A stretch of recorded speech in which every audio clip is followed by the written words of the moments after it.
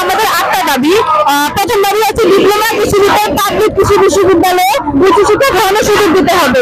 দ্বিতীয় দাবি হচ্ছে উপসহকারী কৃষি কর্মকর্তাকে দ্বিতীয় শ্রেণীর কর্মকর্তা হিসেবে গেজেট প্রজ্ঞাপন জারি করতে হবে এবং নিয়োগের ধারাবাহিকতা বজায় রাখতে হবে। তৃতীয় দাবি হচ্ছে কৃষি ডিপ্লোমা শিক্ষার মান উন্নয়নের জন্য শিক্ষক সংকট দূর করতে হবে। চতুর্থ দাবি হচ্ছে কৃষি ডিপ্লোমা শিক্ষাকে BAE এর অধীন থেকে বের করে সম্পূর্ণভাবে শিক্ষা মন্ত্রণালয়ের অধীনে আলাদা প্রতিষ্ঠান করতে হবে।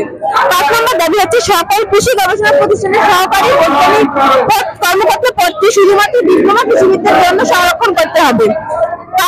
6 নম্বর দাবি ডিপ্লোমা কৃষিবিদদের বেসরকারি চাকরির ক্ষেত্রে ন্যূনতম 10ম গ্রেডের পে স্কেল বেতন দিতে হবে। 7 নম্বর দাবি ডিপ্লোমা কৃষিবিদদের মাঠ সমিতিতে ভাতা প্রদান করতে হবে এবং আমার 8 নম্বর দাবি হচ্ছে উপসহকারী কৃষি কর্মকর্তা চাকরিতে প্রবেশের পর 6 মাসের ফাউন্ডেশন ট্রেনিং এর ব্যবস্থা করতে হবে।